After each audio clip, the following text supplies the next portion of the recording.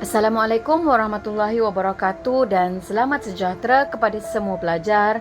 Baiklah, kita akan meneruskan lagi pembelajaran kita dalam subjek sejarah tingkatan 5, iaitu subtopik 7.2 Dasar Pendidikan Kebangsaan. Baik, pendidikan merupakan saluran terbaik bagi merealisasikan matlamat membina perpaduan kaum dan integrasi nasional. Jadi matlamat ini terkandung dalam laporan Rahman Talib, kajian Aminuddin Baki, laporan Jawatan Kuasa Kabinet, falsafah pendidikan kebangsaan dan Akta Pendidikan 1996. Jadi kita mulakan dengan sedikit latar belakang dasar pendidikan kebangsaan. Baik, dasar pendidikan kebangsaan dibentuk untuk memupuk perpaduan.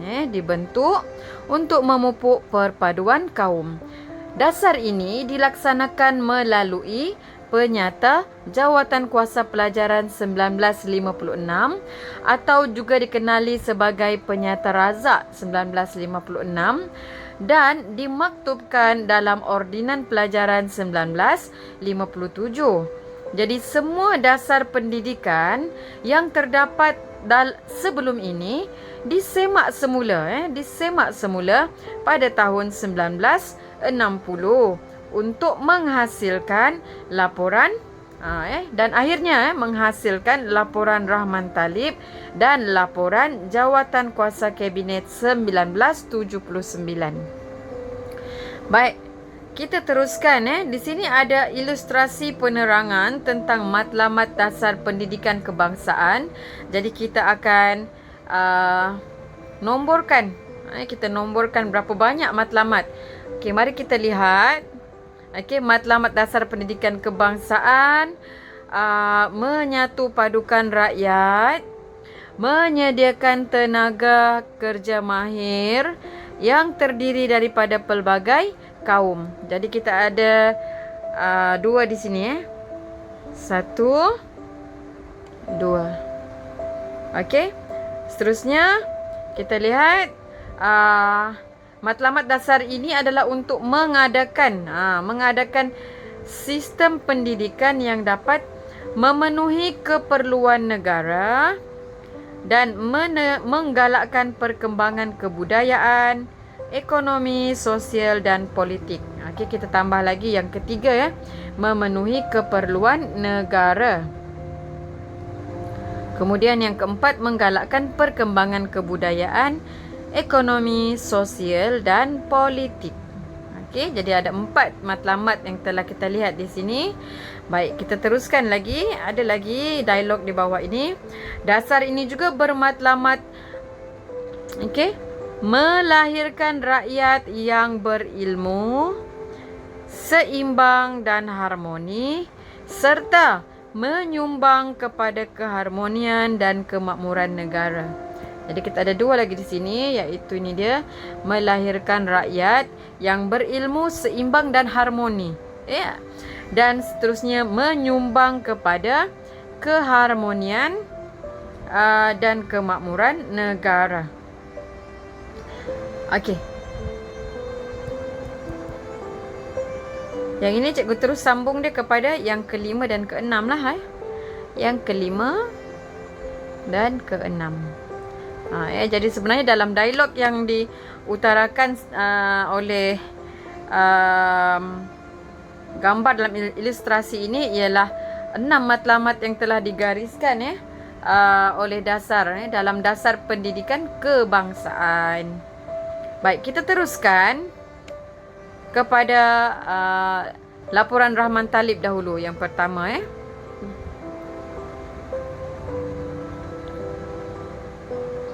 Baik, jawatan kuasa ini, laporan Rahman Talib jawatan kuasa ini dipengerusikan oleh Abdul Rahman Talib pada tahun 1960 untuk menyemak semula dan mengukuhkan penyata jawatan kuasa pelajaran 1956. Jadi laporan jawatan kuasa ini menjadi asas penggubalan Akta Pelajaran 1961 dan penyemakan dasar pendidikan kebangsaan seterusnya. Okey? Ada dua menjadi dasar menjadi asas kepada penggubalan Akta Pelajaran 1961 dan yang kedua ialah penyemakan dasar pendidikan kebangsaan yang seterusnya. Okey, baik. Laporan Rahman Talib masih mengekalkan teras pendidikan. Okey. Mengekalkan teras sistem pendidikan kebangsaan untuk memupuk perpaduan dan integrasi. Okey. Okey, mari kita lihat dalam laporan ini ingin menjadikan bahasa Melayu sebagai bahasa pengantar pada semua peringkat pendidikan, tidak kiralah peringkat rendah, peringkat menengah. Jadi penggunaan bahasa yang seragam dapat mewujudkan perpaduan. Jadi bahasa yang seragam, penggunaan bahasa yang seragam mewujudkan perpaduan. Jadi menggunakan bahasa sebagai elemen perpaduan. Yang kedua, mengadakan kurikulum yang sama dan berorientasikan negara kita bagi semua jenis sekolah.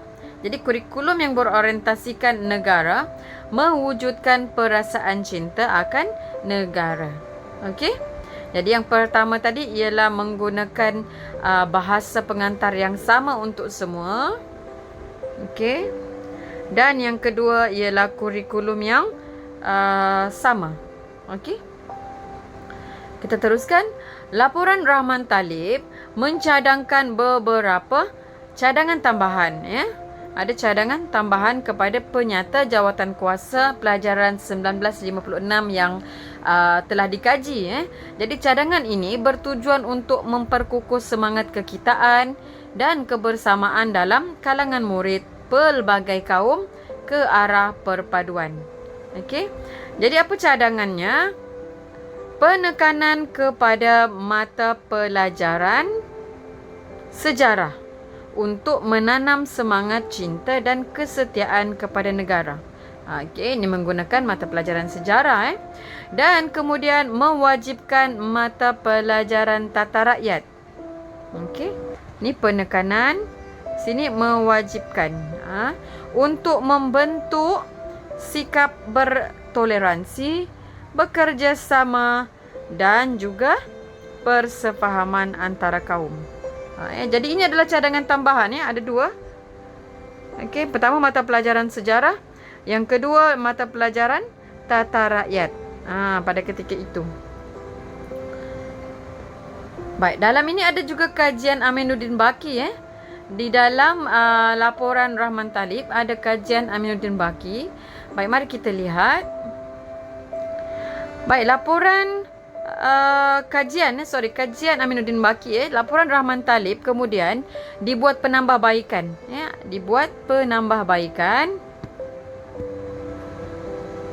okey, dan dilaksanakan sepenuhnya melalui kajian Aminuddin Baki. Okey, mari kita lihat yang pertama. Memperkenalkan sistem persekolahan aneka jurusan untuk menampung pelajar yang gagal memasuki sekolah menengah akademik. Okey.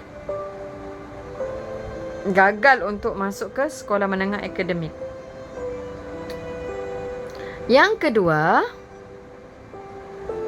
memperkenalkan kursus kemahiran untuk melahirkan tenaga kerja mahir yang melibatkan pelbagai kaum serta persediaan memenuhi permintaan pasaran kerja. Okey? Jadi ini yang kedua dalam kajian Aminuddin Baki. Kemudian yang ketiga, mewujudkan sekolah kebangsaan. Okey, sekolah kebangsaan yang menggabungkan semua kaum untuk memupuk perpaduan. Okey. Jadi tadi yang pertama adalah aneka jurusan, yang kedua ada kursus kemahiran, dan yang ketiga sekolah kebangsaan yang menggabungkan semua kaum ya, untuk tujuan perpaduan. Okey, itu kajian Aminuddin Baki yang telah membuat penambahbaikan terhadap laporan Rahman Talib dan telah dilaksanakan sepenuhnya. Baik, cuba kita lihat ada informasi di sini. Okey, ini adalah gambar Aminuddin Baki yang juga merupakan Ketua Penasihat Pendidikan Malaysia. Kini jawatan itu dikenali sebagai Ketua Pengarah Pendidikan Dan pada ketika itu Aminuddin Baki dikatakan adalah yang paling muda memegang jawatan ini, iaitu ketika berumur 36 tahun, dan beliau memainkan peranan menyusun dasar pelajaran kebangsaan melalui Penyata Jawatan Kuasa Pelajaran 1956 pada tahun 1956 dan Laporan Rahman Talib pada tahun 1960. Okey, jadi beliau terlibat untuk kedua-dua dasar ini Sedikit KPS di sini, iaitu membuat interpretasi bagaimanakah sistem kurikulum yang sama dapat memupuk perpaduan, semangat perpaduan. Jadi pelajar perlu memberikan fakta, huraian dan contoh.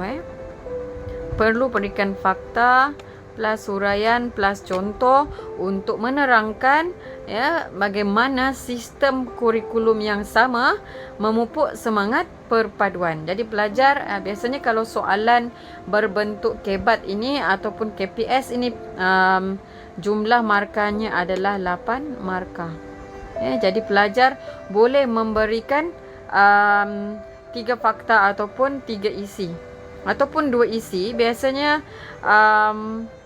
kalau buat 2 perenggan perenggan pertama pelajar berikan fakta, huraian, contoh dan inference. Sama juga dengan perenggan kedua. Jadi setiap perenggan perlu ada fakta, huraian, contoh, inference. Baik. Kita teruskan kepada laporan jawatan kuasa kabinet pula.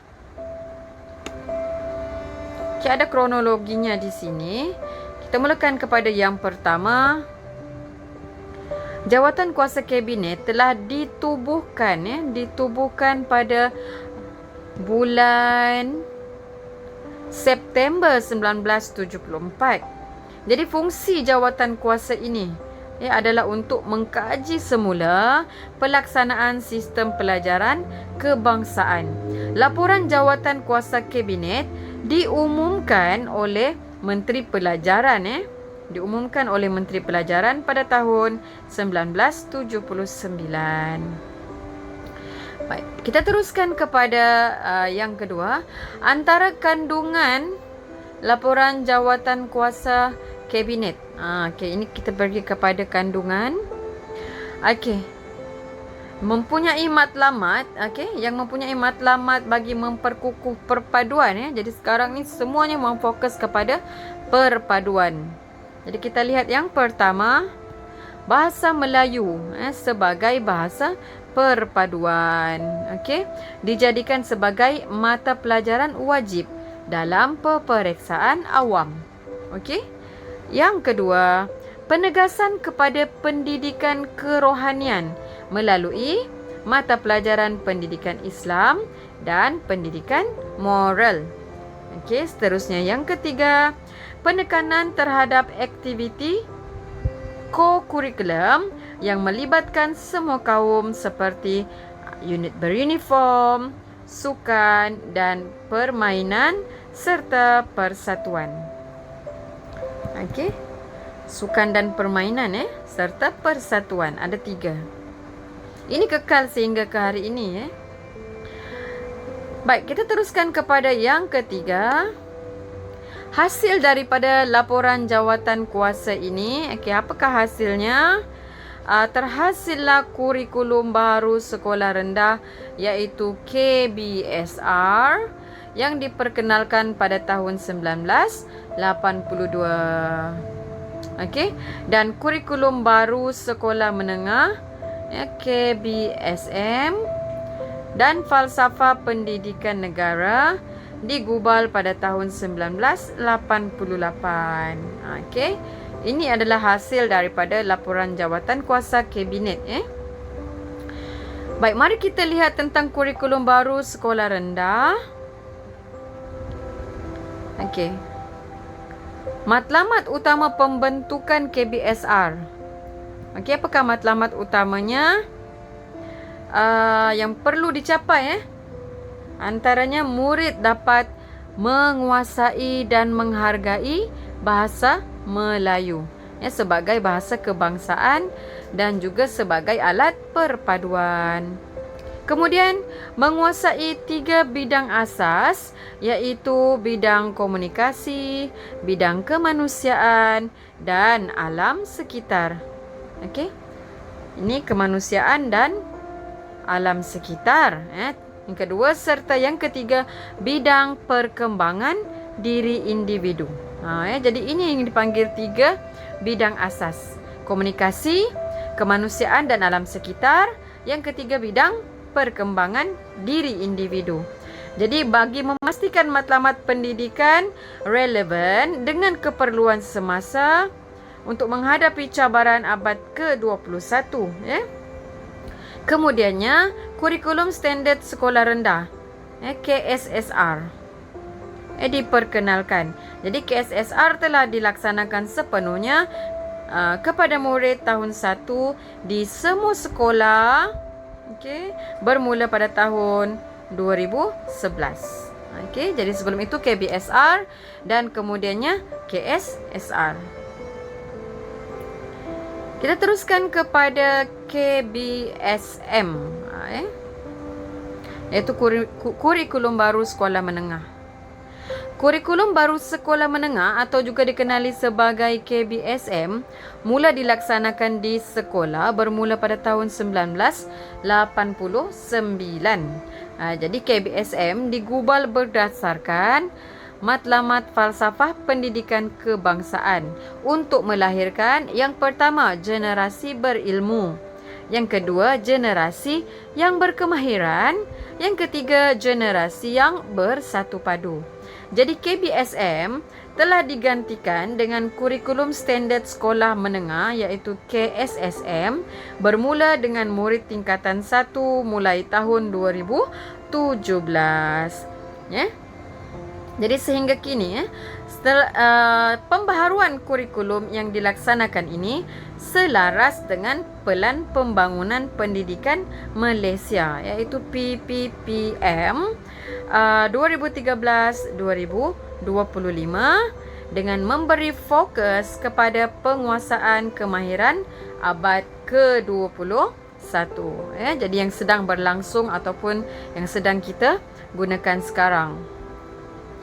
Okey, mari kita lihat falsafah pendidikan kebangsaan.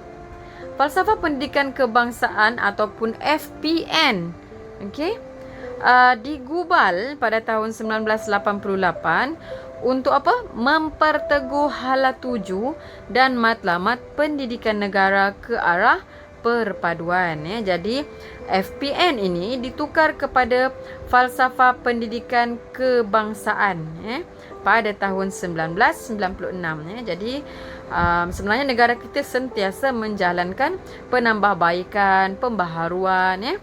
Falsafah ini menekankan pendidikan yang menyeluruh dan bersepadu bagi membentuk pelajar yang seimbang dari segi JERI.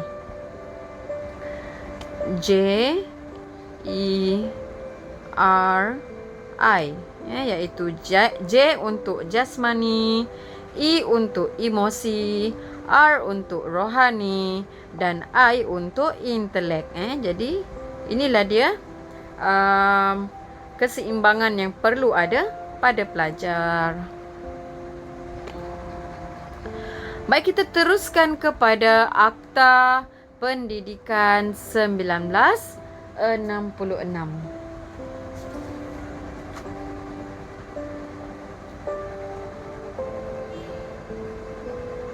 Baik, kedudukan bahasa kebangsaan diperkukuhkan dengan memperuntukkan pelbagai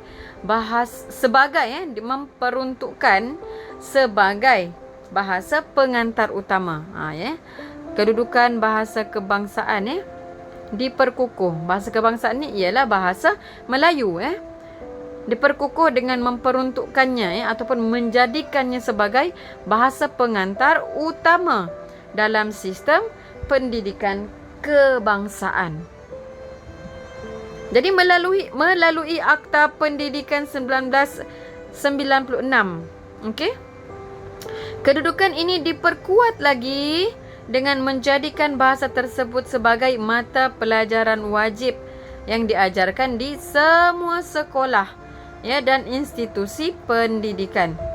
Okey, institusi pendidikan swasta pula dikehendaki mengadakan pengajaran bahasa kebangsaan, pengajian Malaysia dan pendidikan Islam atau moral untuk memupuk semangat cinta akan negara serta nilai murni. Jadi ini yang di swasta perlu ada pembelajaran bahasa kebangsaan iaitu bahasa Melayu, pengajian Malaysia dan juga pendidikan Islam ataupun moral. Baik, kita teruskan kepada penutup untuk subtopik 7.2 kita. Pelaksanaan sistem pendidikan di negara kita berdasarkan dasar pendidikan kebangsaan. Laporan Rahman Talib, Laporan Jawatan Kuasa Kabinet, Falsafah Pendidikan Kebangsaan dan Akta Pendidikan 1996. Jadi dasar ini digubal untuk mencapai matlamat masyarakat yang bersatu padu. Untuk mencapai matlamat masyarakat yang bersatu padu. Perlaksanaan ini juga bertujuan untuk meneruskan dan memperkukuh dasar pendidikan kebangsaan. Jadi kita sebagai rakyat Malaysia, kita perlu menghargai, menyokong serta memberikan komitmen terhadap kepentingan pendidikan bagi mengukuhkan perpaduan kaum dan integrasi nasional. Okey, jadi inilah dia asas-asas kepada pendidikan kebangsaan kita yang telah kita lihat latar dasar pendidikan kebangsaan kita dengan adanya laporan Rahman Talib. Kita ada kajian Aminuddin Baki, kemudian laporan Jawatan Kuasa Kabinet, kemudian kita ada falsafah pendidikan kebangsaan serta Akta Pendidikan 1996. Jadi sebelum kita berakhir, mari kita fokus kepada falsafah pendidikan kebangsaan di sini.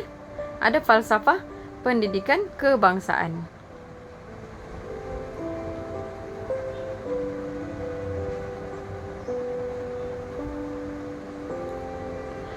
Pendidikan di Malaysia adalah suatu usaha berterusan ke arah memperkembangkan potensi individu. Cikgu gariskanlah.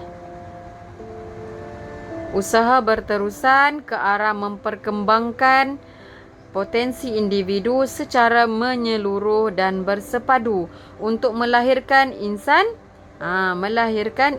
seimbang dan harmonis dari segi intelek, rohani, emosi dan jasmani iaitu Jerry tadi, berdasarkan kepercayaan dan kepatuhan kepada Tuhan. Usaha ini adalah bertujuan untuk melahirkan warga negara Malaysia yang berilmu pengetahuan, berketerampilan, berakhlak mulia, bertanggungjawab dan berkeupayaan mencapai kesejahteraan diri serta memberikan sumbangan terhadap keharmonian dan kemakmuran keluarga, masyarakat dan negara Jadi inilah yang terkandung dalam falsafah pendidikan kebangsaan. Jadi itu sahaja pada hari ini. Cikgu harapkan semua pelajar mendapat ataupun memahami tentang subtopik 7.2 iaitu dasar pendidikan kebangsaan. Semoga bermanfaat kepada semua pelajar. Sekian, terima kasih.